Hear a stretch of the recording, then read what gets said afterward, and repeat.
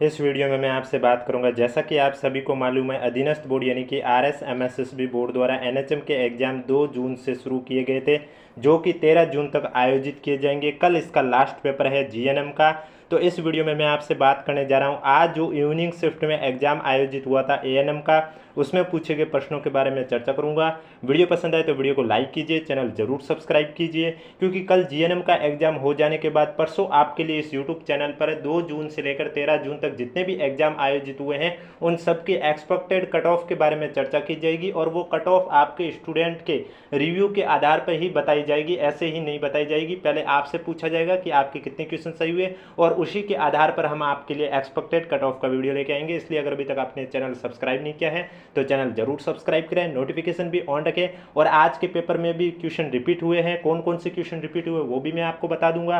Paper की PDF आपको हमारे टेलीग्राम चैनल पर देखने को मिलेगी, जिसका लिंक नीचे डिस्क्रिप्शन में दिया हुआ है। और अगर अभी तक वीडियो को लाइक नहीं किया तो एक बार वीडियो को लाइक जरूर कर लीजिए, क्योंकि वीडियो पर जितने ज़्यादा लाइक आते हैं हमें उतना ही अधिक मोटिवेट मिलता है और हम फिर आपके लिए ऐसे ही कंटेंट लेके आते हैं। क्वेश्चन नंबर फर्स्ट है आपके सामने, राष्ट्रीय पोषण संस्थान का मुख्यालय कहाँ पर स्थित है? आपके पास ऑप्शन है कोलकाता, नई दिल्ली, मुंबई, हैदराबाद। तो इसमें आपका राइट आंसर हो जाएगा, राष्ट्रीय पोषण संस्थान का जो मुख्यालय है वो आपके हैदराबाद में स्थित है, यानी कि डी आपका करेक्ट आंसर हो जाएगा। नेक्स्ट क्वेश्चन आपसे पूछा गया है कि रेबीज को किस नाम से भी जाना जाता है, और ये एक वायरल बीमारी है जो कि किसके कारण होती है? आपके पास ऑप्शन है हाइड्रोफीलिया, लाइसा वायरस टाइप 2, या हाइड्रोफीबिया, प्लाज्मोडियम वायरस टाइप फर्स्ट, या हाइड्रोफीलिया, प्लाज्मोडियम वायरस टाइप 2, या हाइड्रोफोबिया, लाइसा वायरस टाइप 1। तो रेबीज को हाइड्रोफोबिया भी कहा जाता है। रेबीज का दूसरा नाम क्या है? हाइड्रोफोबिया भी है। और यह जो आपका वायरल बीमारी है ये लाइसा वायरस टाइप फर्स्ट के कारण होती है, यानी कि जो करेक्ट आंसर है वो आपका हो जाएगा डी, आपका राइट आंसर हो जाएगा।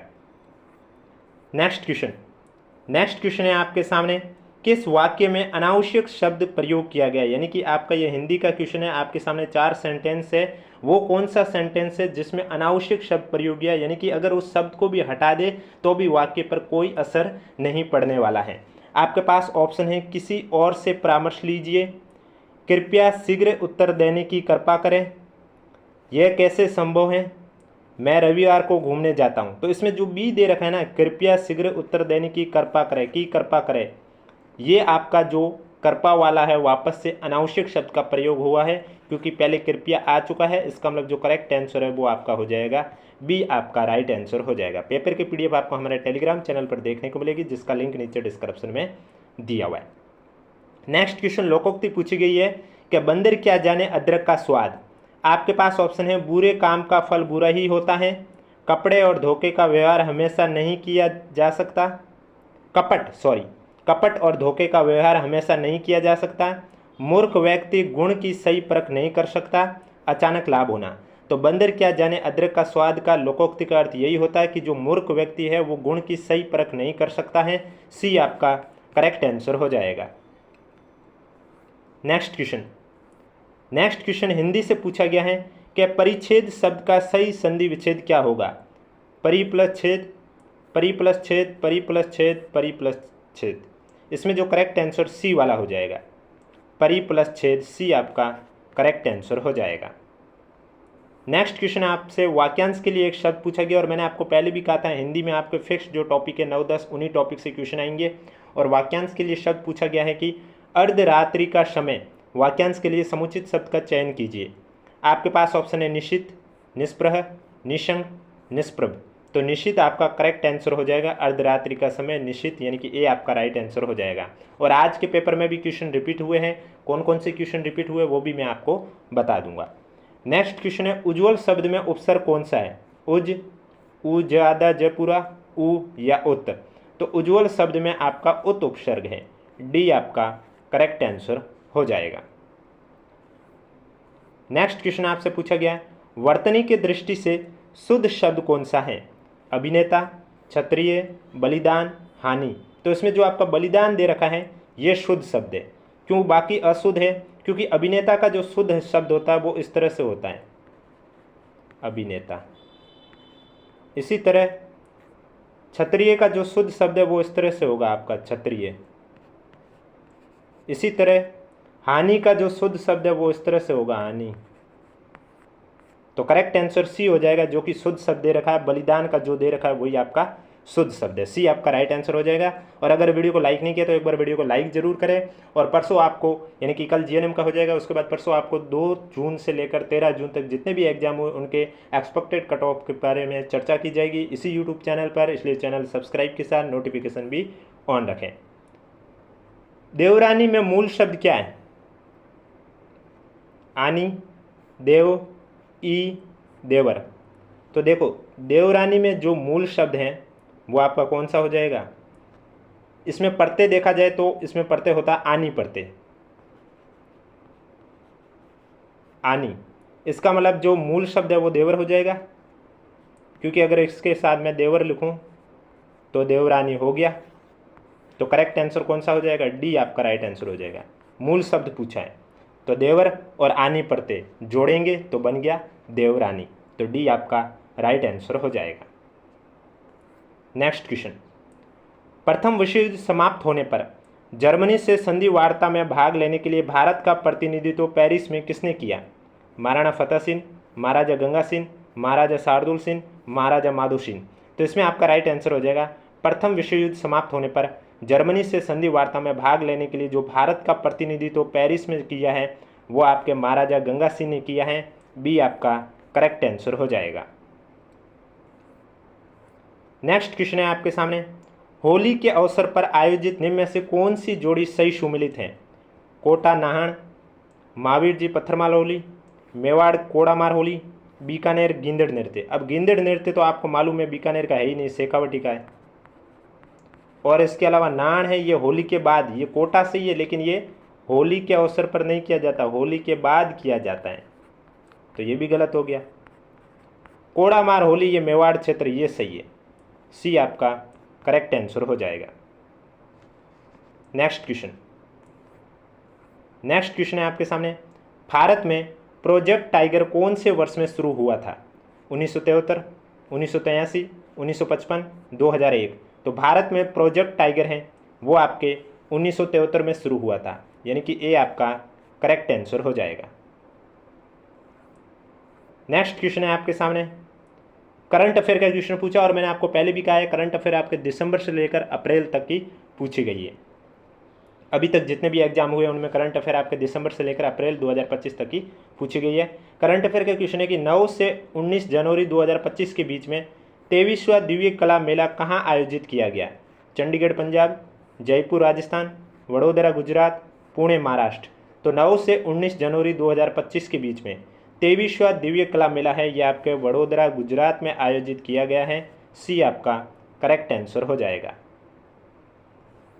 नेक्स्ट क्वेश्चन आपसे पूछा गया है कि राजस्थान की पश्चिमी सीमा पर ऑपरेशन सर्द हवा किस बल द्वारा चलाया गया? आपको मालूम है प्रत्येक वर्ष जनवरी मंथ में ऑपरेशन सर्द हवा राजस्थान के पश्चिमी सीमा पर चलाया जाता है, तो ये कौन चलाता है? केंद्रीय औद्योगिक सुरक्षा बल यानी कि CISF, या केंद्रीय रिजर्व पुलिस बल यानी कि CRPF, या भारत तिब्बत सीमा पुलिस यानी कि ITBP, या सीमा सुरक्षा बल यानी कि BSF। तो राजस्थान की जो पश्चिमी सीमा पर ऑपरेशन सर्द हवा है ये सीमा सुरक्षा बल BSF द्वारा चलाया जाता है प्रत्येक वर्ष जनवरी मंथ में, यानी कि डी आपका करेक्ट आंसर हो जाएगा। नेक्स्ट क्वेश्चन है, CPR की फुल फॉर्म क्या है? आपके पास ऑप्शन है cardio pulmonary respiration, cardiac pulse rate, cardiac plus resuscitation, या कार्डियो पल्मोनरी रिससिटेशन। तो इसमें आपका जो CPR की फुल फॉर्म डी आपका करेक्ट आंसर हो जाएगा। C यानी कार्डियो, P यानी पल्मोनरी और R का अर्थ हुआ रिससिटेशन, डी आपका करेक्ट आंसर हो जाएगा। अगर अभी तक वीडियो को लाइक नहीं किया तो एक बार वीडियो को लाइक जरूर कर लीजिए, क्योंकि जितने ज़्यादा आप वीडियो पर लाइक देंगे हम उतने ही अधिक मोटिवेट होते हैं और हम आपके लिए ऐसे ही क्लास डेली लेके आते हैं। डायरिया रोग नियंत्रण कार्यक्रम किस वर्ष में प्रारंभ किया गया था? 1968, 1970, 1978, 1955।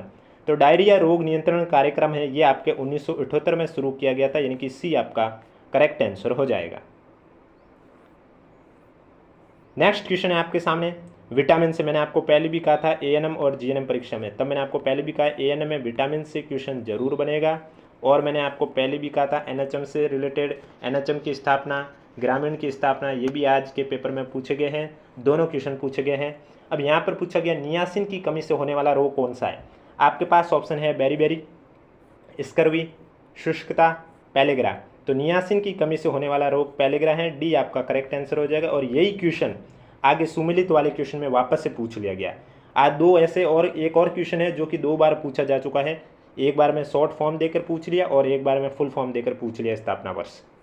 वो कौन से क्वेश्चन है आगे मैं आपको बता दूंगा, इसलिए वीडियो को बिना स्किप किए कंप्लीट देखें। ये क्वेश्चन आपका रिपीट हुआ है कि भारत के प्रधानमंत्री ने स्वच्छ भारत मिशन अभियान कब शुरू किया गया। ये क्वेश्चन भी 2 से 11 जून तक जो एग्जाम हुए उनमें से एक परीक्षा में पूछा गया क्वेश्चन है। आपके पास ऑप्शन है 2 अक्टूबर 2015, 2 अक्टूबर 2016, 2 अक्टूबर 2017, 2 अक्टूबर 2014। तो स्वच्छ भारत मिशन 2 अक्टूबर 2014 को शुरू किया गया था, यानी कि डी आपका करेक्ट आंसर हो जाएगा। नेक्स्ट क्वेश्चन है पोषक तत्व। ये क्वेश्चन जो कि मैंने अभी आपको कहा कि नियासिन की कमी से पेलेग्रा रोग होता है और यहाँ पर ये दे रखा है। अगर वो जिस भी बंदे ने सही किया है तो ये भी वो चेक कर लेगा। 4th का ए, एक साइड पोषक तत्वों की कमी दे रखी है, दूसरी साइड उनके रोग है, सुमिलित करके करेक्ट आंसर बताना। अब 4th का ए में आपको 2 ऑप्शन देखने को मिल रहा है। तो अब आइए वापस 1 पर। विटामिन ए की कमी से रतौंधी रोग होता है, सबको मालूम है। तो पहले का सी, अब पहले का सी तो दूसरे में ही दे रखा है। तो मैंने आपको पहले भी कहा है सुमिलित वाले क्वेश्चन आपको इस तरह से सोल्व करने जिससे कि आपका एग्जाम में समय भी बच जाएगा। तो बी आपका करेक्ट आंसर हो जाएगा। अब दूसरे में दे रखा है राइबोफ्लेविन, तो राइबोफ्लेविन में आपका हो जाएगा ग्लोसाइटिस। और साइनोकोबालमिन में कौन सा हो जाएगा, साइनोकोबालमिन में आपका हो जाएगा सांदतिक रक्तहीनता, यानी कि CDBA आपका करेक्ट आंसर हो जाएगा।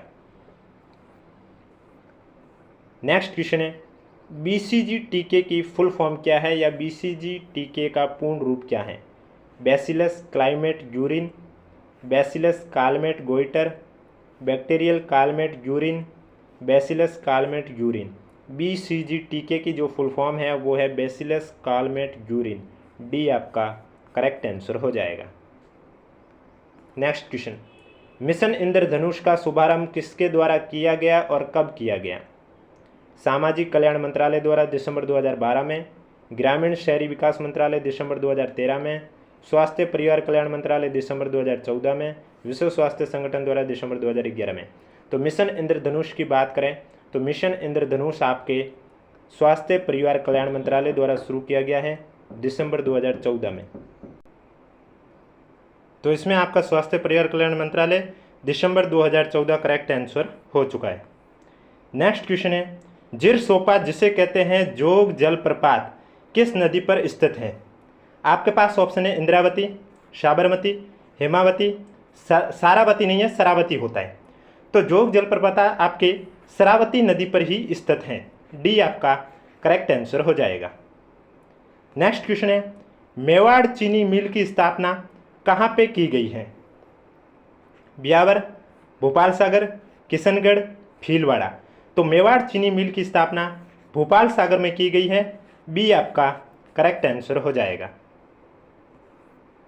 नेक्स्ट क्वेश्चन है आपके सामने निम्नलिखित में से कौन सा प्रिंटर का प्रकार नहीं है। LaserJet, dot matrix, scanner, inkjet.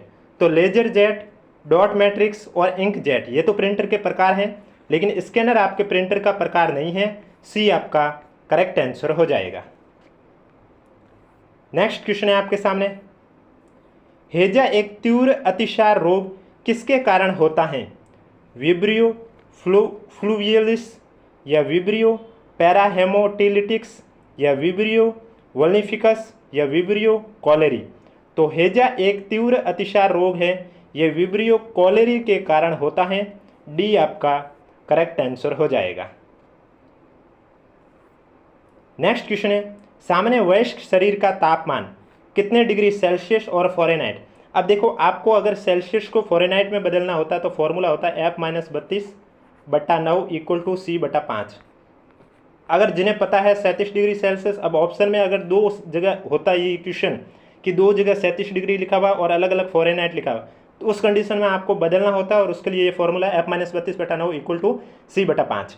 तो यहाँ ऑप्शन है 98.6 डिग्री फ़ारेनहाइट, और सेल्सियस में 37 डिग्री, फ़ारेनहाइट में 99.2, सेल्सियस में 39 डिग्री, फ़ारेनहाइट में 99.8, सेल्सियस में 40 डिग्री, फ़ारेनहाइट में 97.9, सेल्सियस में 35 डिग्री। तो सामने शरीर का जो तापमान है वो 37 डिग्री सेल्सियस और 98.6 डिग्री फ़ारेनहाइट होता है, यानी कि ए आपका करेक्ट आंसर हो जाएगा। नेक्स्ट क्वेश्चन है, जब कोई अम्ल क्षार के साथ अभिक्रिया करके नमक, लवण तथा जल प्राप्त होते हैं तो किस प्रकार की अभिक्रिया होगी? उदासीनीकरण अभिक्रिया, रेडॉक्स अभिक्रिया, विघटन अभिक्रिया, विस्थापन अभिक्रिया। तो अम्ल और क्षार के साथ क्रिया करेंगे तो नमक, लवण और जल प्राप्त होते हैं, ये उदासीनीकरण अभिक्रिया कहलाती है, यानी कि ए आपका करेक्ट आंसर हो जाएगा। नेक्स्ट क्वेश्चन है, ये क्वेश्चन रिपीट हुआ है कि राष्ट्रीय ग्रामीण स्वास्थ्य मिशन किस वर्ष प्रारंभ किया गया था? 2005, 2010, 2015, 2000। तो राष्ट्रीय ग्रामीण स्वास्थ्य मिशन है ये 2005 में शुरू किया गया था, ये आपका करेक्ट आंसर हो जाएगा। अब next question, same question short में पूछ लिया, यानी कि नेक्स्ट क्वेश्चन में पूछा NRHM। अब NRHM की फुल फॉर्म क्या होती है? NRHM की फुल फॉर्म राष्ट्रीय ग्रामीण स्वास्थ्य मिशन ही होती है। तो इसकी शुरू कब किया है? सेम क्वेश्चन को इस तरह से पूछ लिया, एक में संक्षेप नाम दे दिया और दूसरे में फुल फॉर्म दे दी। आपके पास ऑप्शन 2006, 2007, 2009, 2005।